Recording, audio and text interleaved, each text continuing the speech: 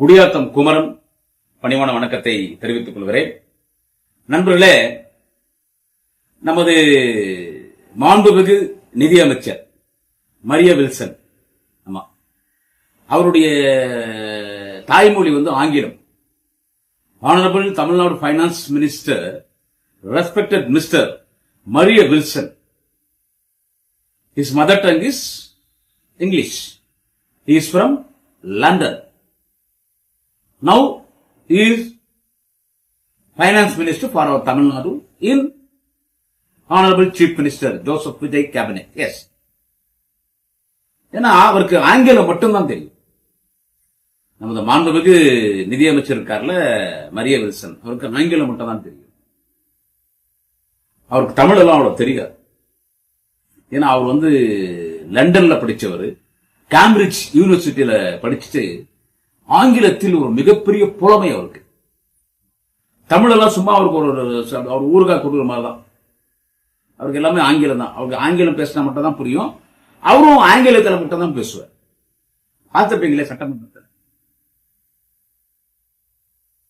ஒரு சட்டமன்ற கூட்டத்தொடர் நடக்கும் போது அதிகமா சட்டமன்றத்தில் பேசக்கூடியவர்கள் யார் என்று கேட்டால் முதலமைச்சர் அதிகமா பேசணும். ஆனா நம்ம முதலமைச்சர் திரு ஜோசப் விஜய் பேசுறதில்ல. எப்பனா யாருன்னா எழுதி கொடுத்தா படிச்சுட்டு உக்காந்துருவாரு. அவங்க சக அமைச்சர்கள் பதில் சொல்லுவாங்க. அடுத்து எதிர்க்கட்சி தலைவர், அவர் பேசிட்டே இருக்கிறார். பொறுப்பான எதிர்க்கட்சி தலைவர் நாளைய தமிழகம் எங்கள் மாண்புமிகு அண்ணன் உதயநிதி ஸ்டாலின். அதுக்கு அடுத்து யாருன்னு கேட்டீங்கன்னா நிதி அமைச்சர் இவர் இருக்காருல்ல, மரிய வில்சன். இவங்க 3 பேர் தான் அதிகம் அசம்பிளியில பேசக்கூடியவர் பிரதிநிதிகள். இந்த மரிய வில்சனுடைய தமிழ் உச்சரிப்பு சரியில்லை, அவருடைய தமிழ் இலக்கிய பிழைகள் இருக்கிறது அப்படின்னு சொல்லி அதை கொஞ்சம் திருத்திக்கணும் அப்படின்னு கடைநல்லூர் தொகுதியினுடைய சட்டமன்ற உறுப்பினர் திரு ராஜேந்திரன் அவர்கள் உரிமையில அவருக்கு ஒரு அறிவுரை சொல்றார். ஏன்னா அவர் வயசுல மூத்தவர், அவர் ஒரு பேச்சாளர். யாரு? கடைநல்லூர் சட்டமன்ற உறுப்பினர் ராஜேந்திரன் ஒரு பேச்சாளர். ஒரு உரிமையில தான் சொன்னார். அவர் அது ஒன்றும் கண்டிப்பா சொல்லல. அவர் அசம்பிளியில பேசும்போதே சொல்றாரு, நான் உங்களை குறையா சொல்லல, உங்களை விமர்சனம் பண்ணல, ஒரு உரிமையில சொல்றேன், அதை கொஞ்சம் திருத்திக்கிங்க, நீங்க வருங்காலங்களே கொஞ்சம் திருத்திக்கிங்க, உங்க தமிழ்ல இலக்கிய பிழைகள் இருக்கிறதுன்னு அவர் சொல்றாரு. அதுக்கு என்ன சொல்லணும்? நிதியமைச்சர் மரிய வில்சன் என்ன சொல்லணும்? நாங்க இப்பதாங்க புதுசா வந்திருக்கிறோம், நாங்க வர எங்களை திருத்திக்கிறோம் சொல்லிட்டா நீ ஒரு பெரிய இடத்துக்கு மக்கள் மன்றத்தில் போயிடுவேன், உன்னை எல்லாரும் மதிப்பாங்க. சோ அவருடைய தமிழ் எப்படி இருக்குதுன்றது உங்களுக்கு தெரியும். அவர் பேசினாரு தமிழ், அவருடைய உச்சரிப்பு தமிழ் எப்படி இருக்கு கேட்டா, அவர் எனக்கு தமிழ் தெரியாது, நான் ஆங்கிலம் சொல்லிட்டாரு. நிதியமைச்சர் மரிய வில்சன் எனக்கு தமிழ் தெரியாத நான் ஆங்கிலம் வந்துட்டார். அவர் என்ன சொன்னார்? 40,412 40,012 புலம்பி தள்ளிட்டார். நான் அது கூட தப்புன்னு சொல்ல, மனுஷனுக்கு தவறுறது சகஜம். ஏன்னா புதுசு எடுத்தவனே ஒரு மிகப்பெரிய ஒரு சட்டமன்றம், மக்கள் மன்றம், மிகப்பெரிய தலைவர்கள், அறிஞர் அண்ணா, தலைவர் கலைஞர், புரட்சி தலைவர் எம்ஜிஆர், அன்பு தலைவர் முத்துவேல் கருணாநிதி, எங்கள் தலைவர் தளபதி ஸ்டாலின் அவர்கள், அம்மையார் செல்வி ஜெயலலிதா போன்றவர்களெல்லாம் அமர்ந்த சட்டமன்றம். அங்க திடீர்னு பேசும்போது ஒரு ஷிவர்னஸ் வரும். அது ஒன்றும் பெருசு, அது ஒன்றும் பெரிய தவறு இல்லை, அது திருத்திக்கணும். அதெல்லாம் சொல்றார் கடைநல்லூர் ராஜேந்திர, கொஞ்சம் திருத்திக்கிங்க. அதுக்கு இந்த மரிய வில்சன் பைனான்ஸ் மினிஸ்டருடைய பதில் எப்படி பாத்தீங்களா? இவங்களுக்கெல்லாம் ஒரு எக்ஸ்பீரியன்ஸ் இல்லை, எல்லாம் புதுசு. ஆனா இவங்க அதி புத்திசாலி மாதிரி இவங்க சட்டமன்றத்தில் இவங்க எல்லாம் நடந்துக்கிறது. யாருன்னா இந்த மினிஸ்டர்ஸ், அவங்க எம்எல்ஏஸ், டிவிகேல சிஎம் சேர்த்தான் சொல்றேன். அவர் யாரோ எழுதி கொடுத்து படிச்சு கொடுறாரு. அவ்வளவு நம்ம அவங்க எழுதி கொடுத்தது ஒரு முதலமைச்சர் இடத்துல இருந்தா இதை நம்ம படிக்கலாமா, கரெக்டா, சரியா, தப்பானவர் யோசிக்கிறதுல ஏதோ படிச்சிடுறாரு. இதுல இந்த மரிய வில்சனுடைய இந்த பதிவு இருக்குதான் முக்கியமான. இந்த மரிய வில்சன் பேசுறத பாத்தீங்களா? எனக்கு யார் நீங்க புத்திமதி சொல்றதுக்கு? உன்னுடைய தவற உன்னுடைய சக சட்டமன்ற உறுப்பினர், அசம்பிளியில உன்னுடைய கொலிகு எம்எல்ஏ, கடைநூறு எம்எல்ஏ திரு ராஜேந்திரன் உன்னுடைய கொலிகு தமிழக சட்டமன்றத்தில் நீ உன்னாலலாம் நான் பேச பாத்தீங்களா, உங்களாலலாம் என்னால மாத்திக்க முடியாது. நான் ஆங்கிலம் படிச்சவன், நான் பைபிள் படிச்சவன், நான் கிறிஸ்டியானிட்டி படிச்சவன்.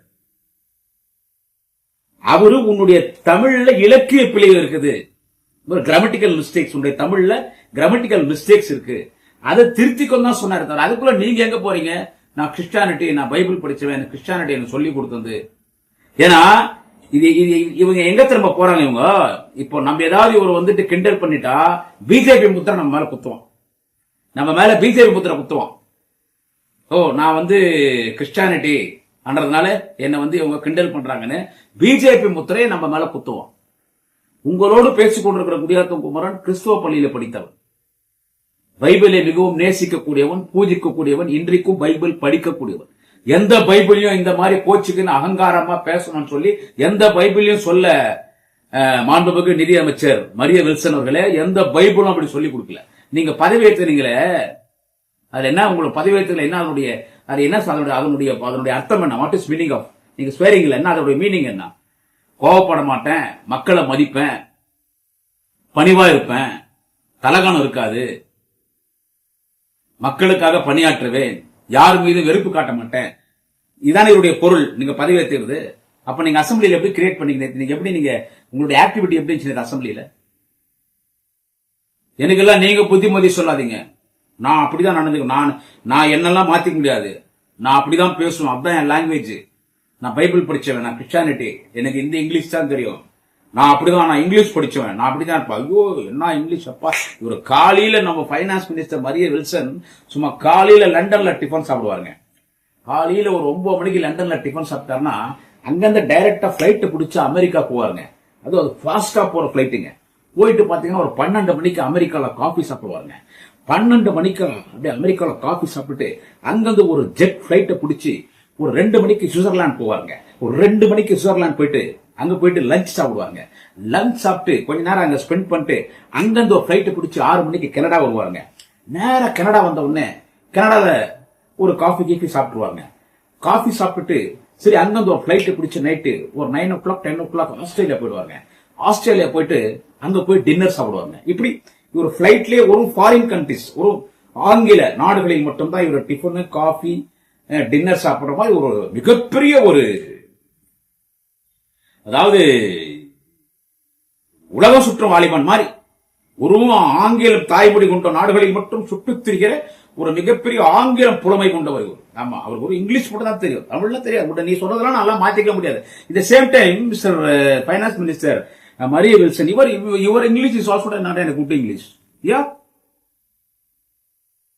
there is lot of grammatical mistakes in Honorable Finance Minister Maria Wilson English.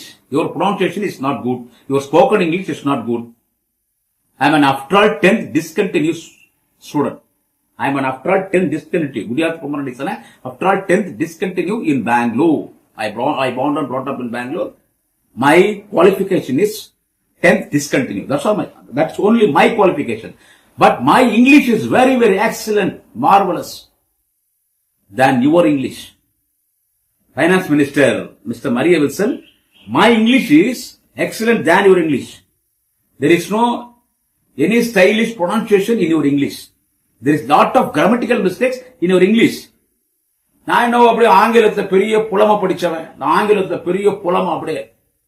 நீ சொல்றதெல்லாம் உன்னால என்ன மாத்திக்க முடியாது. அந்த மைக் இருக்கு இல்லைங்க, அந்த மைக்கை போட்டு பட்டாலும் அடிக்கிறாங்க அந்த ஆள் அப்படியே. உன் கட்சி தலைமை மீது உனக்கு பயம் இருக்குதா? உன் கட்சி தலைவர் ஜோசப் விஜய் சிஎம் உட்காந்துட்டு இருக்காருங்க. உன் கட்சியில சீனியர் ஆனவங்க அங்க யாரு சீனியர் இருக்கிறாங்க? அங்க எல்லாமே அங்க கட்சி ஆரம்பிச்சா 2.5 வருஷம் தான் ஆச்சு, எல்லாமே ஈக்குவல் தான். சரி, உன் கட்சியினுடைய தலைமை நிர்வாகிகள் இருக்கிறாங்க, யார் மேலாவது பயம் இருக்குதா? சென்சார் பண்ணாம அவை கூப்பிடுறது நீக்கிறாங்களோ இல்லையோ அப்படியே லைவா போகுது. அசம்பிளி அவை கூப்பிடுறது நீக்கிறதெல்லாம் காட்ட மாட்டாங்க. இங்க அப்படி இல்ல, அசம்பிளி ஸ்டார்ட் ஆகி முடிகிற வரைக்கும் எல்லாமே லைவா போகுது. ஒரு சிலர் பேச வேண்டியதை சபாநாயகர் அவை குறிப்பிலிருந்து நீக்க வேண்டியது இருக்கும், அதுவும் லைவா போகுது. அதை இன்னைக்கு மாண்புமிகு முன்னாள் பொதுப்பணித்துறை அமைச்சர், எங்கள் இயக்கத்தினுடைய மூத்த முன்னணி தலைவர், திருவண்ணாமலை தொகுதி சட்டமன்ற உறுப்பினர், அரசு எதிர்கட்சி கொறடா அண்ணன் ஏவா வேலு அதை சொன்னார். நாங்க அதை எடிட் பண்ணி அனுப்போம், நீங்க அப்படியே லைவா இதை நீங்க பிராட்காஸ்ட் பண்றீங்க. சரி, அதுவும் நல்லதுதான், மக்களுக்கு தெரியட்டும் உள்ள என்ன நடக்குது. ஏன்னா எதிர்கட்சிகள் பேசுறத கூட நீங்க வந்து இக்னோர் பண்ண முடியாது. நீங்க லைவா காட்டுறதுனால நாங்க பேசுறது வருது, நீங்க பேசுறது, இதை மக்கள் எல்லாம் பார்த்துட்டு இருக்காங்களே, மக்கள் என்ன நினைப்பாங்க? நான் இப்படிதான் இருப்பான்றான், என்னால மாத்திக்க முடியாது மேன், நான் இப்படிதான் இருப்பேன், நான் இப்படிதான் பேசுவேன், இஷ்டப்பட்டா கேள்வி எல்லாம் போயினே இரு.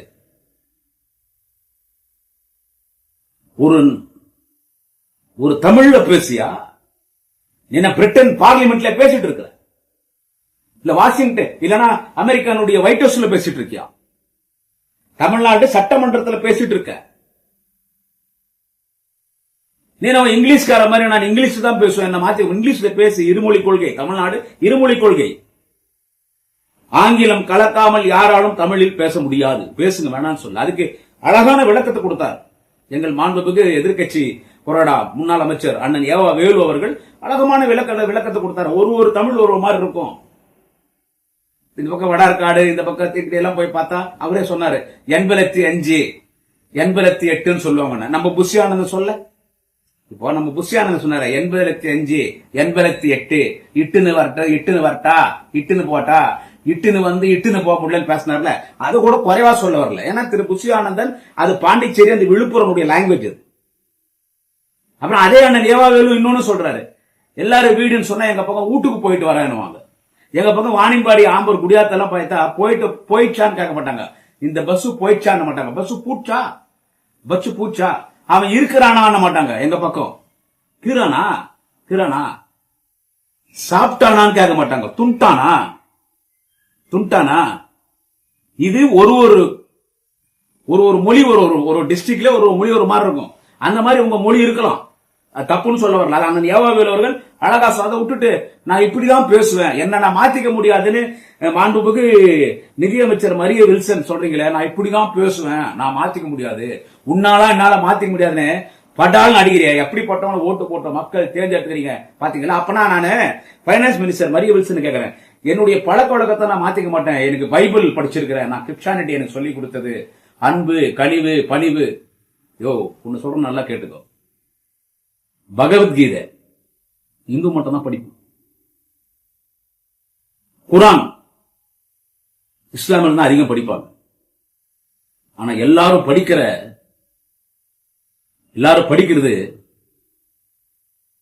ஒரு மதத்தை எல்லாரும் படிப்பாங்க, ஒரு மதத்தை, அதுதான் கிறிஸ்தவம். பைபிள் எல்லாரும் படிப்பாங்க.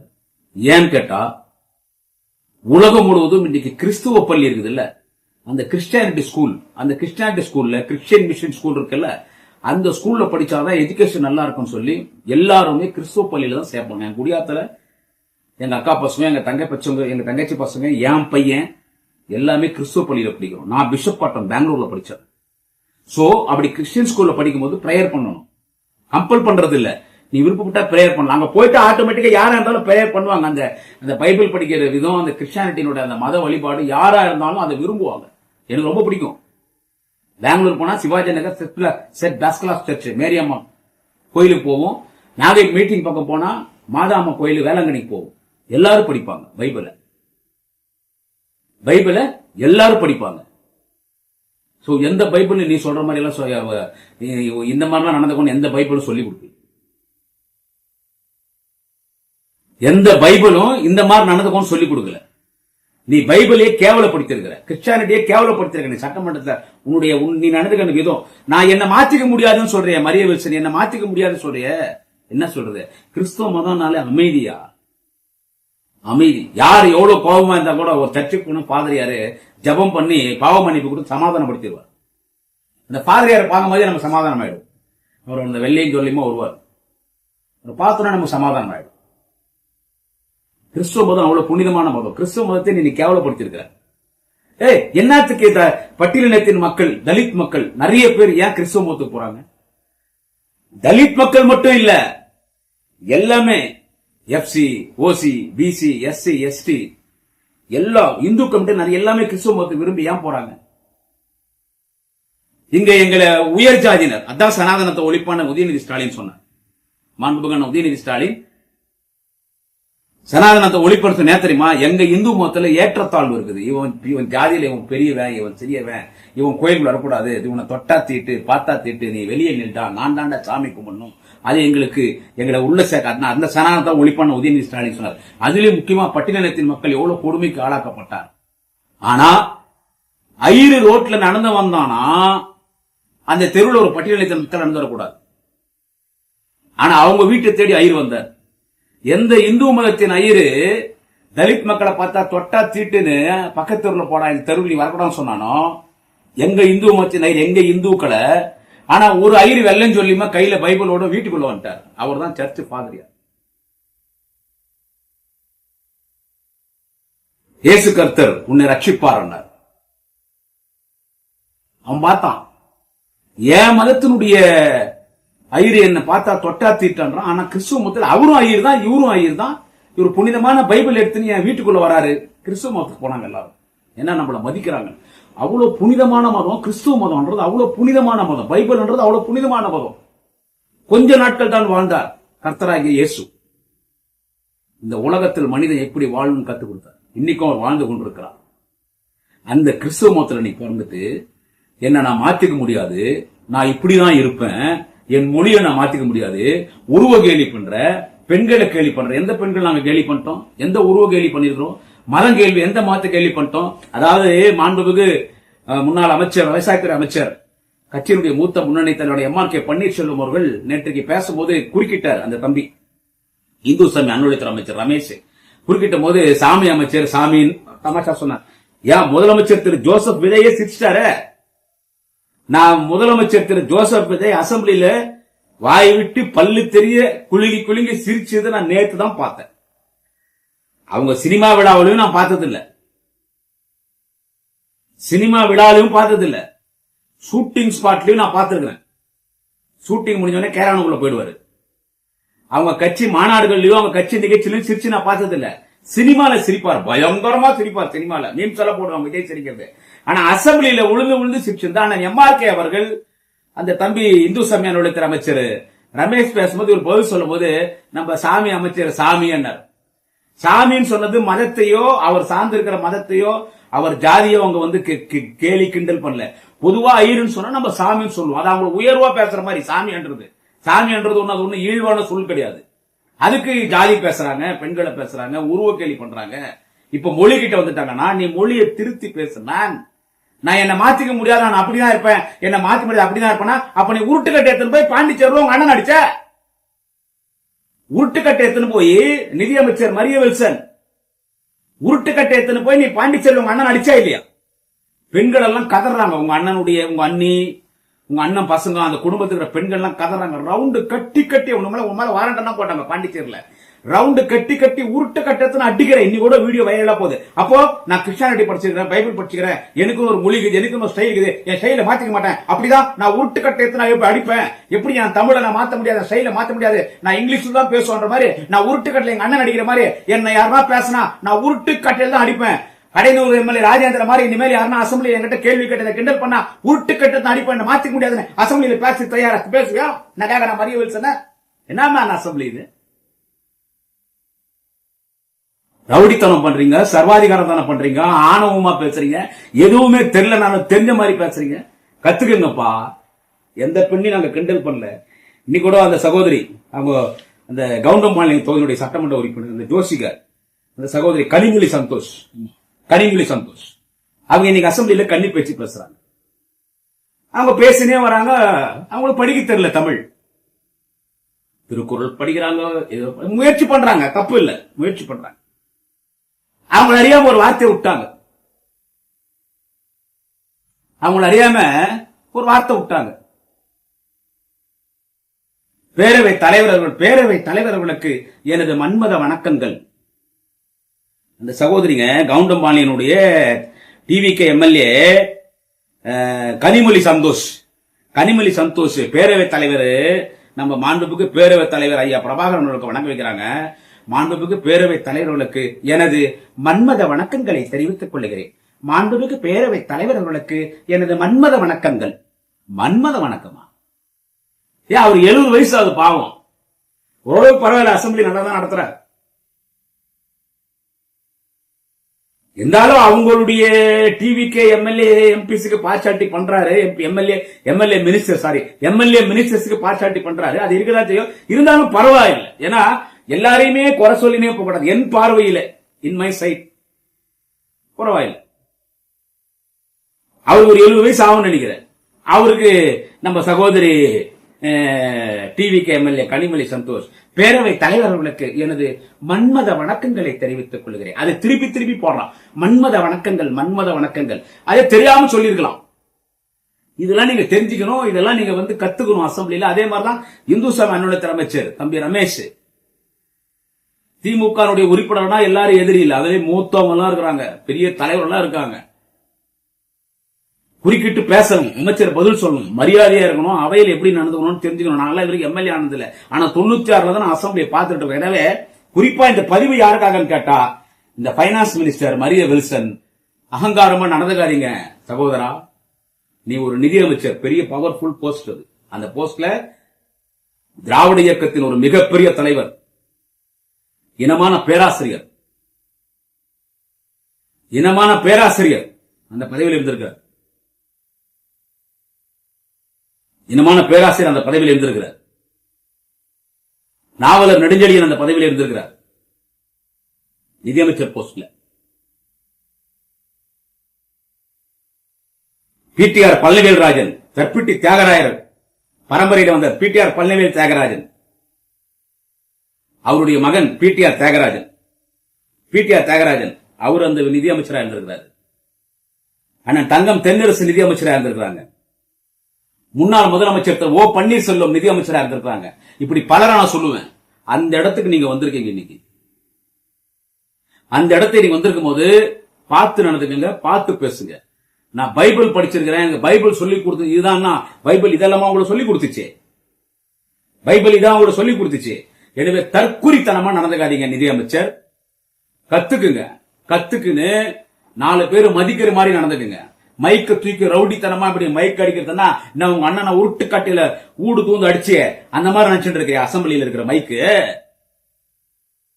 உங்க அண்ணனுக்கு உருட்டு கட்டில் அடிச்சு நிதியமைச்சர் மரிய வில்சன் அந்த மாதிரி நினைச்சிட்டு இருக்கேன். அசம்பிளி மைக்கு பாடார் வச்சு கீழே உட்காரத்துக்கு.